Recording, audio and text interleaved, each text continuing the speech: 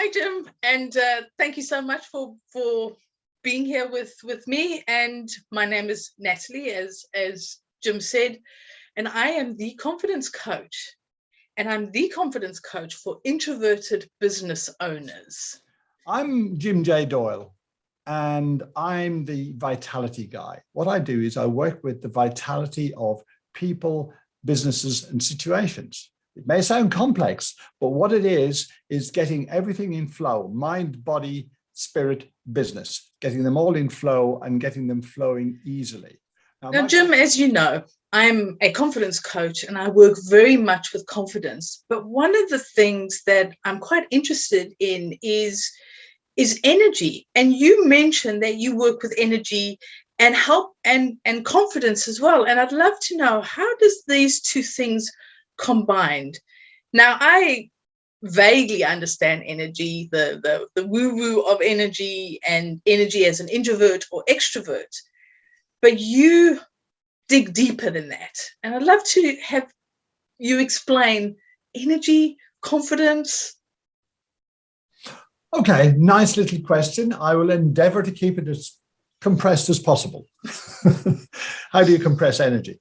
Well, in my own case, I was, as I said separately, I was a very nervous speaker, very lacking in confidence, and very, I guess, sort of high-pitched, kind of in that kind of way. So nervousness, but not necessarily afraid, if that makes sense. And that was for years and years and years. And one of the things I used to experience in my managerial role was that sometimes, which was really difficult, was sometimes I could speak and it was as though nobody heard me. So the voice was there, as far as I know, and people were looking at me, but it was almost as though it didn't stick, as it didn't get there. Now, years later, when I'd gone through my midlife transition, I suppose, some would call it crisis, but I look at it more positively, and ended up training as an energy healer. What that did for me was made my awareness of the interaction of our mind and my body infinitely greater than it was before. And I learned so many things about myself. And that was primarily what it was about. It wasn't necessarily about fixing other people, although in my naivety early on, I thought that's what I needed to do, is heal the world, fix the world, but not necessary. And a while after that, I decided to go and join Toastmasters, which was, at that time I was self-employed. And I thought, I'd go along. My wife said, really? Okay, well, okay. So I went on. And before very long, I had long-term experienced Toastmasters say, Jim, how do you get so confident when you're speaking in front of the audience? And I'm going, what are they talking about? And what I then figured out eventually was that my personal development work had got me very grounded and present and aware of where my energy was. So instead of being, let's say, consider stage fright, where people sometimes talk about, it's as if you're seeing yourself down on the stage and you're 100 yards up in the air, terrified, and you're going, like this. That is sometimes referred to as out-of-the-body experience, which can also be related to lots of other aspects of life around, sometimes talked about when people are being operated on, the transition between life and death and then coming back again. And I've had that experience as well, but that's a separate issue. And what happens in my experience, because I sort of see it, is that under those circumstances, when we get very scared, we do part of us, our spirit, if you like, which is the same shape and size as our physical body. It's almost as though it retreats into the middle, so that because it's not safe out there. Yeah. So if you like, so at a minimum level, probably our hands and feet become a bit cold, because our life force, I know I'm using some big terms on here, has retreated into the middle. And people watching might be saying, well, where does this all go to? What's this got to do with confidence and energy and stage presence? Everything. Because it's about, if you are to be convincing to your audience to connect to them properly so they get you, they understand you. It's not just about the words. It's not how you breathe. It's not about how you stand. It's about you being you, all of you, 100% of you, there, and body, right? As well as obviously the message you're putting across. And it's not being afraid to make mistakes, being able to manage your situation, being aware of your body, being aware of, spatially aware of what's going on around you, while you're focusing on the audience, but in a gentle, detached way. So you're not desperately focusing on here and desperately focusing on the audience. And the key to that is either being aware of and having done some work to get rid of the effects of past trauma. Now, it doesn't have to be horrendous trauma involving blood and whatever else.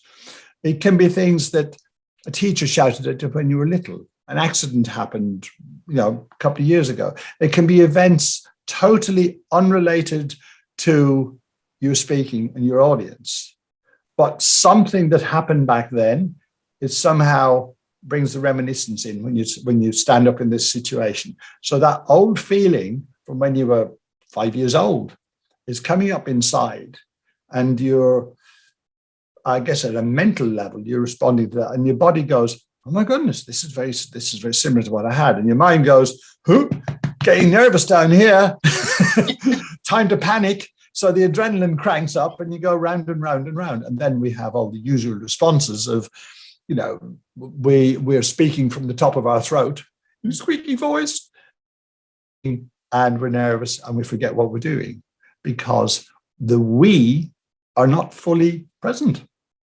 Does that make sense? It does make sense. So a couple of questions have come to mind. And one of them is, you mentioned the cold hands and coming in and not being grounded. Now, I, like you, joined Toastmasters to help my confidence, and I couldn't speak and everything. And the examples that you describing are like, yeah, I remember that. I remember that. So when you come in, but what about the sweaty palms? I mean, can you have sweaty palms and cold hands at the same time? Yeah, you can. You can. I think there's both a physiological response in terms of the sweaty palms, and there's also the other one where you can have cold hands as well. The cold hands and cold feet issue, that's more of a permanent, semi-permanent situation where people have really bad cases of it, and it's limiting them functioning fully in some way. Well, I was just thinking, when you're on stage, and especially in the beginning of learning how to speak, in my case you really go into yourself, and it's that adrenaline starts rushing, the heart is pumping, the palms are sweating, and I used to have get an adrenaline headache after even a 2-minute speech or a 3-minute speech. Yeah. But I can also get, when you were saying, is when you're more grounded, you start to, you see what's going on around you. You are part of the room and not the whole focus. Yeah. And that just reminded me of before lockdown, giving speeches and being comfortable doing it, because I had developed my confidence and had the practice. But you took me on this journey of nightmare of starting to do public speaking. So thanks for that. Really appreciate it. I thought it was very long time ago. But it's in the past now. It is. And but it's just really interesting that when we have these experiences, we sometimes think, oh, that's just me. But you've had the experience, I've had that experience, and you helping people have those experiences. It's really nice that to hear that people experience what you experience. And us talking here today, is anybody listening, is this something that you're experiencing for yourself, or in that place where this is going to be your pathway because you're wanting to step out and learn a new skill, whether it's public speaking or not.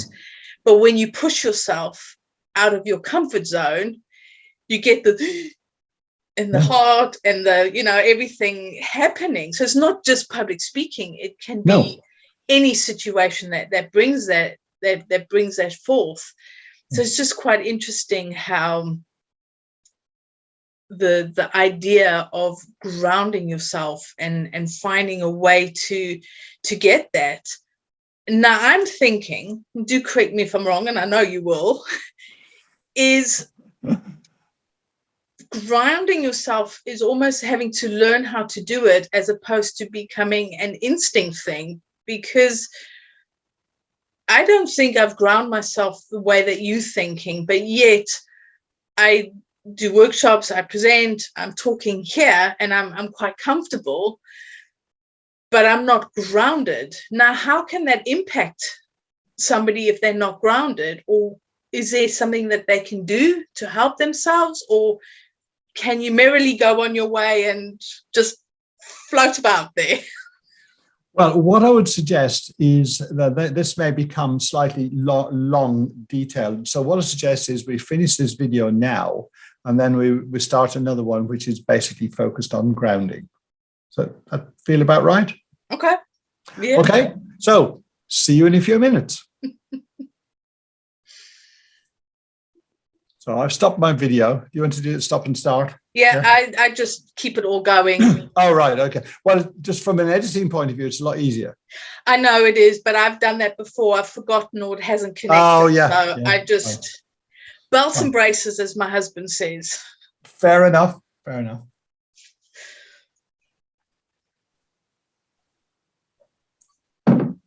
Right. So grounding. That was now less than 10 minutes. I forgot to press the start button. It still says 10. Right. Okay. So I'm hitting not the chat button, Jim, the record button now, and I'm starting my 10-minute timer. So now, beep, off it goes, 9:59. So, Natalie, in this video, you mentioned, sorry, I'll just bleep that again. Okay. So Natalie, you mentioned about grounding before, which is a fascinating topic. And I feel that the work I've done in terms of introducing the energy or the energy healing around grounding brings a lot more insight than the conventional approach, which very often says, in essence, fake it till you make it. And what that lady says in the fake it till you make it videos is spot on. Yeah. But the thing is that if we just get up and fight and be in conflict with our inner demons, limitations, fears, whatever you call them, then that's not very energy effective. Yeah. To me, and this is over best part of 20 years, to me, the essence of overcoming issues like that is about bringing harmony in, not conflict. And if you fake it till you make it, you're fighting yourself. Yeah. Mm-hmm. Now, in a lot of cases, that will work fine. That's enough to get through, and it depends on the personality. Mm-hmm. But have you ever watched someone? You've probably done it yourself. I know I have as well. Have you ever watched people giving a speech, and they cross their legs, and then they cross them again, and then they scratch their ear, and then they do something else, and you tell them afterwards? Exactly. Me too. Yeah. And you tell them afterwards and they go, what are you talking about? So you show them a video and they go, oh my God. I'm a bobber and a hand flapper. Oh no, that's fine. You're a gesticulator. I think that's the magic word. Right. Okay. Or a hand flapper. But that's fine. Everybody can have their own characteristics. But if somebody is unknowingly crossing their feet over, it essentially means that they are nervous. Mm-hmm. Yeah, because there's something controlling their feet that they don't know about. Mm-hmm. So bobbing your hands around and being expressive, that's fine. That's okay. Somebody might tell you it's inappropriate, but that's their stuff. Okay. But you're getting your message across as long as you get the right gestures, bobbles in the right place. Well, my husband says that the only way to shut me up is make me sit on my hands. Excuse me. Now, okay, so back to not bobbing, but crossing feet. So if that is happening, then there's some aspect of the speaker which is acting independently of the bit of the person that's delivering the speech, right? And if that's the case, there are questions to be asked. What's going on? And as I see it, primarily the part of your consciousness that's moving those feet randomly is the uncomfortable part that is probably reminiscing of some small or large trauma in the dim and distant past, probably in the dim and distant past, where you may have been a child and the teacher picks on you all the time and goes, Natalie, you're never going to, et cetera, et cetera. And being in front of that audience may well be the case. Yeah. And I'll just stick to school scenarios. Maybe you had to give a presentation in front of the class and you got belittled. Yeah. Mm-hmm. That's a trauma. Mm-hmm. It may only, she just got laughed at. But to you, it could be enormous. Yeah. Now, so you're not all, okay, you're not yourself. Keep yourself together. This is really what comes to mind. It's almost like when you're crossing your legs, it's almost like protecting yourself. If you think exactly, of the because you're feeling vulnerable. Protecting. Yeah, you're feeling vulnerable, and it's probably part of you is probably that little you, if that's what it was, who was feeling very vulnerable back then. Mm.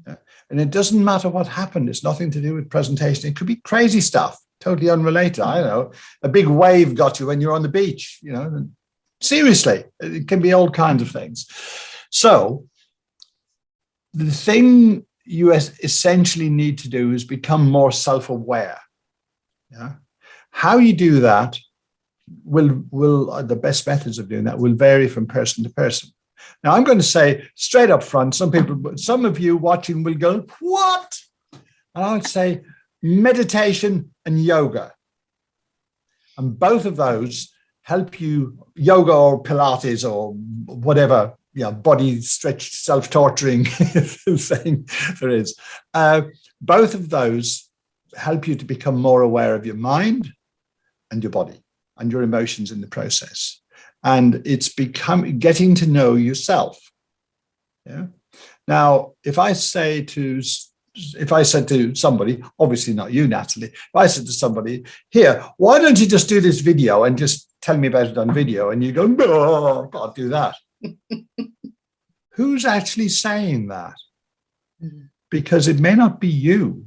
This is where it gets really interesting. Some of the fears and phobias we have are often not our own. Are you aware of that one, Natalie? Yeah. They also could just be a split second from something in the past that you don't even remember. That just it's like a snapshot. Exactly. That kind. I mean, I can quote you specific examples of some of my own experiences, but slightly long-winded. But it doesn't matter what it is. All it is part of you. Part of you. It's not necessarily part of you. It could be, your granny said to you, "Oh, you're not being right being on television," or which is really what you're doing when you're doing a video. Yeah. And that's still true now. And it doesn't matter how many decades ago it is. That is the bit that's showing up. And by knowing that, you can kind of go, that's stupid. But what you really need to do, the really powerful thing is once you realize some of these issues or attitudes that are going on internally, causing you little problems or big ones, it's not going, bloody hell, I'm going to beat it. Forget it. You're in conflict mode. You need to acknowledge it. Really go, okay, right, I'm Jim. I've got this thing about my granny, or I think it's my granny, and I just feel rotten, terrified, whatever it is, when I stand in front of an audience. And just go, okay.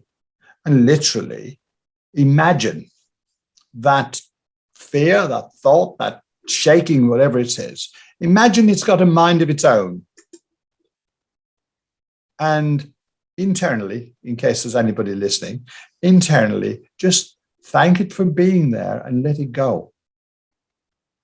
Now, it's not always as simple as that. And sometimes you can, and other times you might have resistance come up. You go, actually, I really want to get it go, but I can't. I don't want to. Because then maybe you're letting down your granny, who isn't with you for the last 30 years. Yeah. But this is the stuff. This is what goes on in here. Yeah. But by acknowledging, always acknowledging and being in harmony, never in conflict, yeah, then you cancel out those lumpy bits of consciousness that are in there causing the problem. Does that make sense? It does make sense. And it's also about, so when you wanting to sort of overcome this limiting belief and this idea, and as you said, not to just, I will do it and go at it full tilt. It's about taking little steps. It's almost taking one baby step at a time to get there. It's not about getting there instantly and fighting yourself and fighting this thought pattern and fighting everything, but it's just doing one step at a time. So what can you do first? What can you do second? What can you do third? And eventually what happens is you've trained your brain, you've trained yourself to then get in front of the camera and start talking, to give a speech, to whatever it is that you thought you couldn't do because of an idea that you've come up with. And this is what I find is important, is this is a case of don't jump into the deep end. Put your toe in the pool and just slowly get in. And that way it's not such a huge conflict and overwhelming and chaos for you. Yeah, absolutely. And that's really it. What I would say is that that's our 10 minutes up. I'll just add a few seconds on.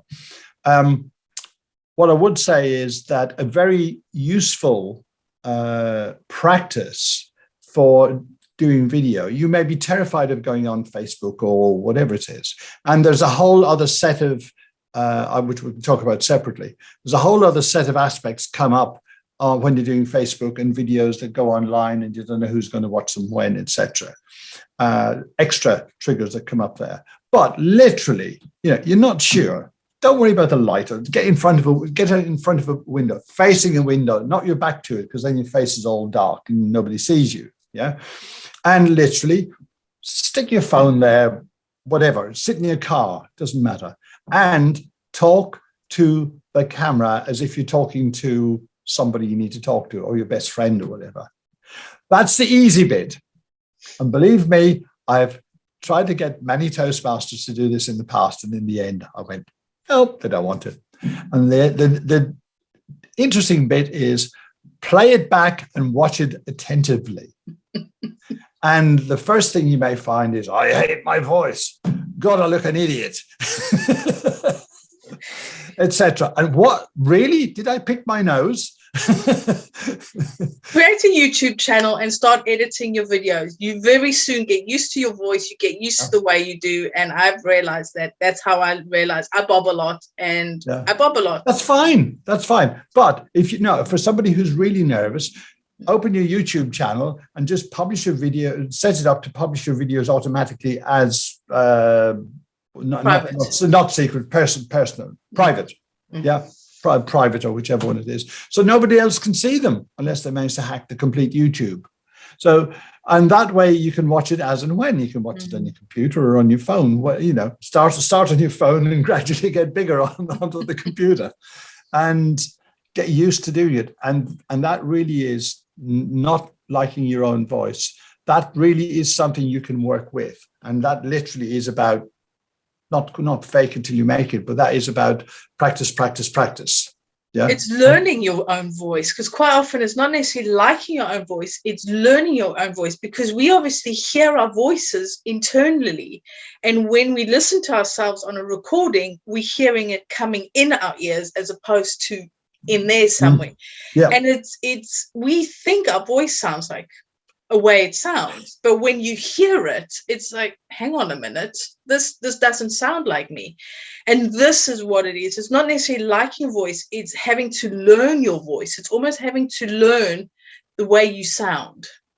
Absolutely. Actually, on that topic of the how we hear your voice, how we hear our voice and how other people hear it, I had an amazing acoustic experience once. Would you like to hear about it? And this is not about presentation. This is not about public presentation. I ended up at what became a small sort of private concert, a private workshop, really, with a guy called Tim Wheater, Wheater. And he does sort of spiritual type music. There weren't that many people there. But one of the devices he had there was a wooden chair, which you sit straight back in. And on the back of the chair behind, there were effectively like 6 guitar strings. Yeah. So you sit in this wooden chair with your back against it like that, so your spine resting together. And somebody then goes on the strings. Yeah. And it feels really weird. But while I was sitting in that chair, somebody, I don't know who, there was a big gong about this big, about 6 feet away from me, and they hit it really hard. So I'm going. Oh, I wish they'd recorded that. I don't think it was recorded, but it was an interesting experience. And because it was so intense, it wasn't shocking. It was just fascinating. It hasn't caused me any trauma. But because it was so intense and sudden and unexpected and unrepeated, I can't actually describe to you what my feelings were. So I'm afraid I can't share those. I don't know them. So I think we'll come back to that on another video. Mm-hmm. Definitely. Okay. Thank you.